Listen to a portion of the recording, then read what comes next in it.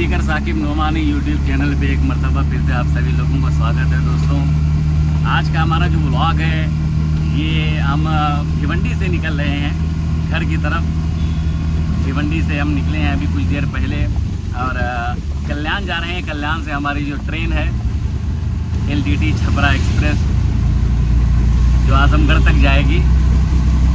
और भिवंडी ये कहा जाए कि एक कमर्शियल शहर है, एक बहुत बड़ा ट्रेड सेंटर भी रहा है। लेकिन प्रेजेंट टाइम में भिवंडी की हालत, वो माशी हालत उस तरह की नहीं है जैसा पहले था।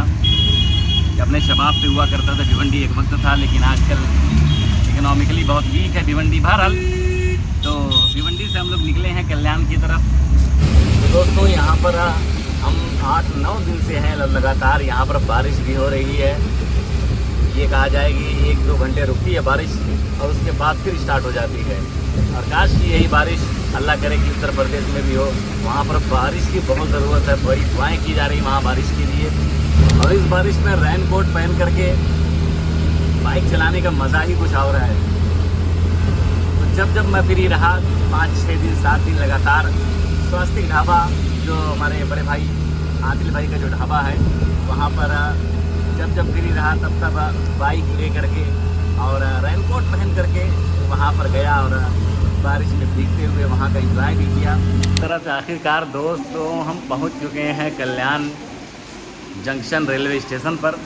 बारिश बहुत तेज़ हो रही है और जिसकी वजह से मैंने सोचा कि जब तक कहीं किसी वेटिंग रूम में बैठूं, बहुत खोजने के बाद जो है एक वेटिंग रूम मिला प्लेटफॉर्म नंबर 1 पे, जो कि बिल्कुल आप सीधे कुरला की तरफ जो लाइन जाती है उस तरफ जाएंगे सीधा तो बहुत दूर के बाद एक प्लेटफॉर्म पे साइड में एकदम आखिर में एक वेटिंग रूम है। तो यही वेटिंग रूम में हम लोग बैठे हुए हैं। अब ज़रा सा देखते हैं कि थोड़ा सा अब जब तक ट्रेन नहीं आती यहीं पे बैठा जाए, बारिश से बचने का अच्छा तरीका है। तो अब दोस्तों हमारी ट्रेन यहाँ से चल चुकी है कल्याण जंक्शन से। आजमगढ़ के लिए हमारा सफ़र ट्रेन के ज़रिए यहाँ से स्टार्ट हो चुका है। बरसात साथ में है हमारे, दुआ है कि बरसात आजमगढ़ तक हमारे साथ रहे, बेहतर रहेगा। चलिए फिर आगे सब कुछ आपको दिखाया जाएगा।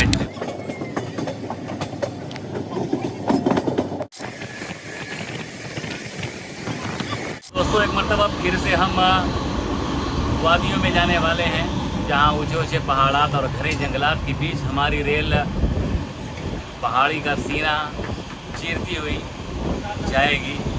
और बेहतरीन जो दृश्य होंगे, जो हरियाली होगी, जो वहाँ के खूबसूरत मंजर होंगे, वो हम आपको दिखाने की कोशिश करेंगे इस व्लॉग में। तो दोस्तों ये है कसारा, जो महाराष्ट्र का एक टाउन है कसारा। वहाँ आप देखिए कि दूर पहाड़ियों में एक झरना बह रहा है और यहाँ इस पहाड़ की चोटी को देखिए, चोटी तो आपको नज़र ही नहीं आएगी। इस तरह से दोपहर के टाइम यहाँ का मंजर है, बिल्कुल धुआं सा वहाँ नज़र आ रहा है। दोस्तों हम बिल्कुल पहाड़ी में चल रहे हैं, जिसकी वजह से ट्रेन की रफ्तार स्लो कर दी गई है, क्योंकि हम ज़मीन से बहुत ऊपर हैं पहाड़ों के बीच। और शायद यहाँ हमारी पहली सुरंग हमारी आ गई। ये देखिए हमारी पहली सुरंग है। ऐसी 7 या 8 सुरंग यहाँ पे पड़ेगी, बहुत लंबी है दोस्तों। वाह दोस्तों क्या ज़बरदस्त मौसम है, क्या प्यारा मौसम है। ये देखिए ओहो, यहाँ से ज़मीन बिल्कुल बहुत नीचे है, अनलिमिटेड नीचे जी ही। यहाँ से अगर कोई गिरेगा फिर बचने का कोई रास्ता नहीं मिलेगा दोस्तों। ज़बरदस्त ये मंजर है, क्या प्यारा मंजर है। हाँ, तो इस प्यारे मौसम में दोस्तों सफ़र होता हुआ आप देख सकते हैं कि हमारे कुछ रेलवे मजदूर हैं जो बेचारे इस बारिश में पटरियों का काम करने के लिए आए थे यहाँ पे। ये यहाँ पे हाईवे है, हाईवे से ट्रक और बस ये सब क्रॉस होते हुए। और इसी रोड पे दोस्तों मैं बता दूं कि इंडिया की सबसे बड़ी जो सुरंग है, जो 7.5 किलोमीटर ये इगतपुरी और कसारा को जोड़ती है। इसी रूट पे एक सबसे लंबी टनल है जो इंडिया की लॉन्गेस्ट टनल्स में से एक है रोड के मामले में। एक मर्तबा फिर से ये देखिए क्या ज़बरदस्त नज़ारा। ओ नीचे एडवेंचर ज़बरदस्त, बेहतरीन ये दृश्य दोस्तों, क्या बेहतरीन मौसम है। उधर देखिए झरना बह रहा है। मेरे लबों पे तुम्हारा ही बस तराना है, चले भी आओ कि मौसम बड़ा सुहाना है। तो इस सुहाने मौसम में ये सफ़र जारी है। एक मर्तबा फिर से हम छोटी सी सुरंग में घुसे थे, लेकिन फिर सुरंग ज़रा सी थी, कुछ देर के बाद ख़त्म हो गई। तो दोस्तों ये सुरंग आसान नहीं होता है सुरंग बनाना। पहाड़ों की सीनों को चीरना और वहाँ से जो है रास्ता निकालना यह बहुत मुश्किल रहा करता है। लेकिन आप देखिए कि किस तरह से अंग्रेज़ों के दौर में भी ज़बरदस्त तरीके की बड़ी बड़ी जो टनल्स खोदी गई। 1 2 3 सुरंगें काफ़ी लंबी हैं। और यह देखिए बारिश बारिश, पानी पानी, चारों तरफ हरियाली, हरे भरे माहौल में सफ़र जारी। तो इस मौसम में दोस्तों सफ़र का अपना अलग ही मज़ा है।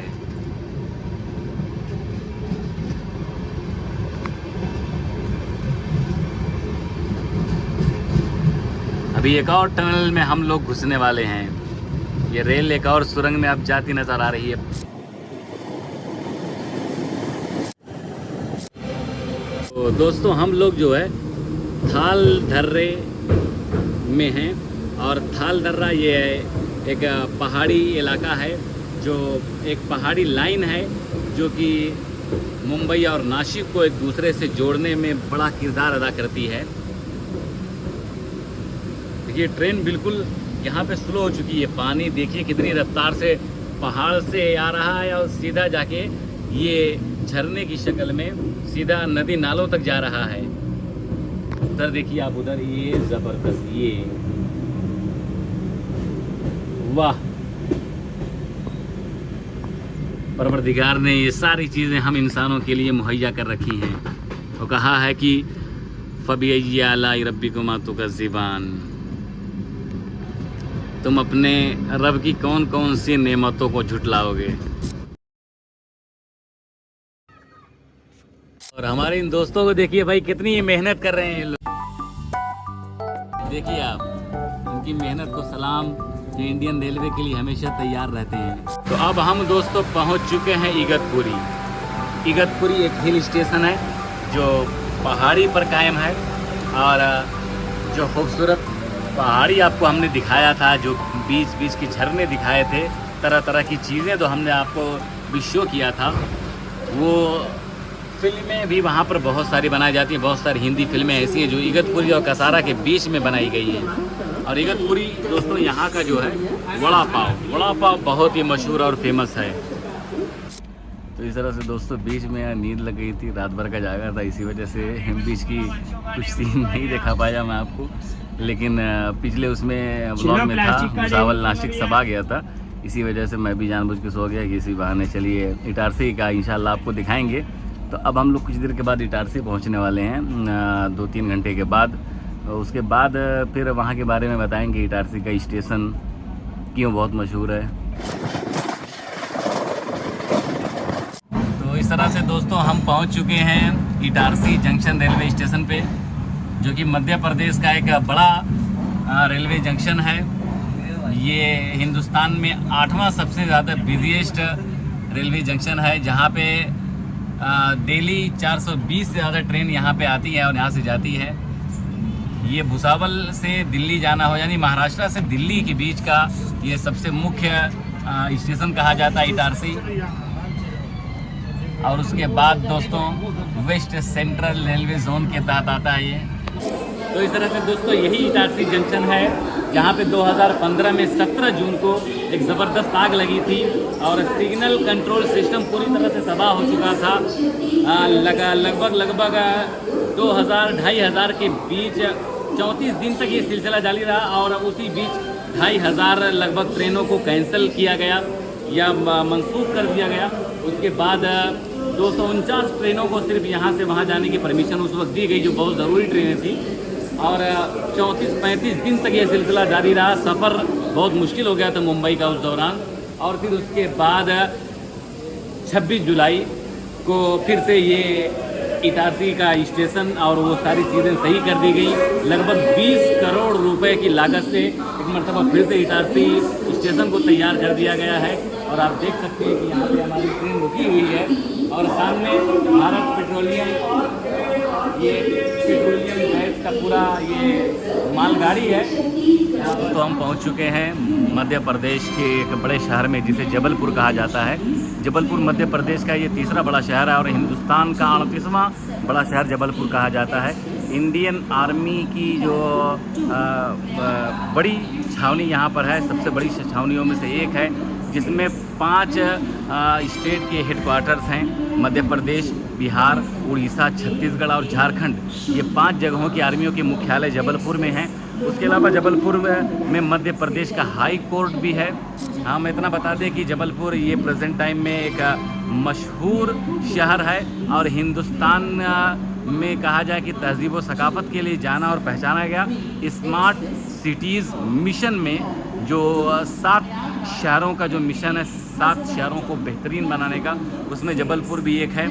तो इस तरह से हम जबलपुर में हैं। यहाँ के बारे में हमने थोड़ा बहुत बताया आपको। अगर कुछ कीमती मशवरे आपको देने हो तो आप कमेंट्स में दे सकते हैं।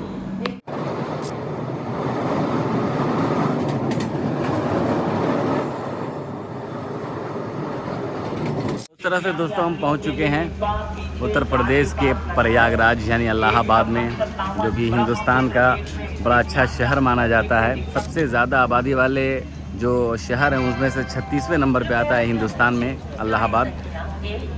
इलाहाबाद के बारे में कुछ चीज़ें बहुत मशहूर हैं, जैसा कि त्रिवेणी संगम, जहाँ पे गंगा और जमुना ये 2 नदियाँ आपस में गले मिलकर नज़र आती हैं। और वहीं पे कुंभ मेला भी लगता है, जहाँ पे हज़ारों की तादाद में जो मजहबी लोग आया करते हैं। और उसके अलावा ये इलाहाबाद और भी बहुत चीज़ों के लिए बहुत मशहूर है।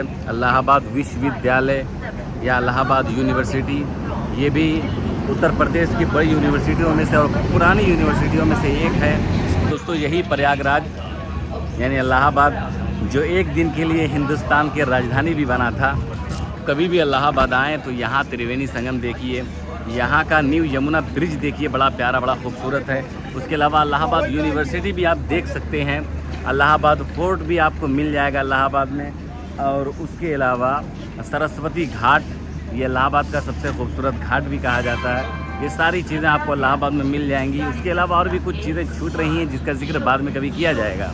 तो एक सवाल पैदा हो रहा है कि शहर को प्रयागराज क्यों कहा जाता है। हिंदू मज़हब की जो मुक़द्दस किताबें हैं, बड़ी किताबें हैं, उनमें इस शहर का जिक्र प्रयागा के नाम से मिलता है, उसी वजह से प्रयागराज कहा जाता है। और इलाहाबाद ये नाम मुग़ल बादशाह जलालुद्दीन मोहम्मद अकबर ने, जो कि इलाहाबाद को बहुत पसंद किया था और इलाहाबाद के इलाके में एक नया शहर आबाद किया था जिसका नाम इलाहाबाद रखा था। फिर बाद में बढ़ कर के ये पूरा इलाहाबाद हो गया और प्रेजेंट में इसे प्रयागराज के नाम से जाना जाता है।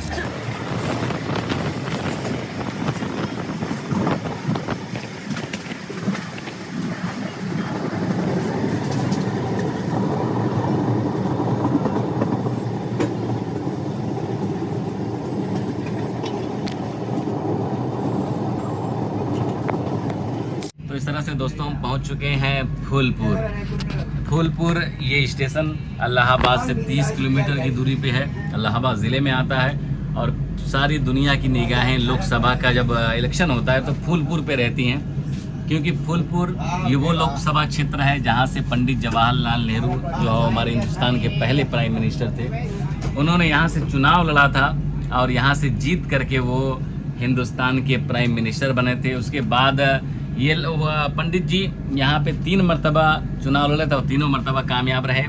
और अभी कुछ साल पहले Mohammad Kaif Indian cricket team के खिलाड़ी थे, उन्होंने भी यहाँ से चुनाव लड़ा था। तो ये सारी बातें फूलपुर के लिए। एक और बात मैं बताना चाह रहा हूँ कि ये फूलपुर स्टेशन है जो गोरखपुर वाराणसी को प्रयागराज से जोड़ता है, और स्टेशन के करीब ही एक रानी महल भी है जो बहुत मशहूर है। तो इस तरह से दोस्तों हम इस वक्त जौनपुर जंक्शन में हैं। जौनपुर की अपनी एक तारीख रही है, बहुत तारीखी शहर है। और 1359 में जौनपुर को जब फतह किया गया फिरोज शाह तुगलक के द्वारा, तो उन्होंने अपने भाई मोहम्मद बिन तुगलक की याद में इस शहर का नाम रखा, जिसका नाम जौना खान था, तो उसी वजह से जौनपुर पड़ा। उसके बाद जो है शर्की हुकूमत कायम हुई जो कई सालों तक रही, और शर्की हुकूमत के दौर में ये कहा जाता है कि जौनपुर बहुत कामयाब रहा और नॉर्दर्न इंडिया की सबसे मजबूत आर्मी पावर रही जौनपुर के पास। तो इस तरह से दोस्तों अब हम जौनपुर जंक्शन को क्रॉस कर रहे हैं। जौनपुर एक तारीखी शहर रहा है, और चूँकि जौनपुर उस ज़माने में इल्म व अदब का एक बड़ा मरकज़ था, बहुत सारे उलमाए कराम यहाँ से निकले, और तालीम से बहुत गहरा रिश्ता था जौनपुर का, जिसको देखते हुए औरंगज़ेब आलमगीर ने जौनपुर का नाम शिराज़ हिंद रखा। जौनपुर को शिराज़ हिंद के नाम से भी पुकारा, और उसके बाद आज दुनिया जानती है शिराज़ हिंद को।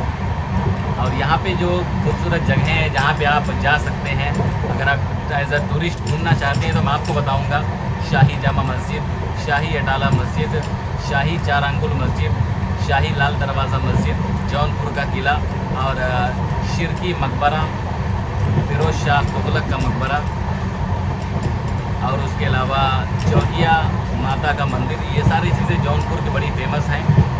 ये हिस्टोरिकल प्लेसेस हैं, यहाँ पर आकर आप जौनपुर का अच्छा मज़ा ले सकते हैं।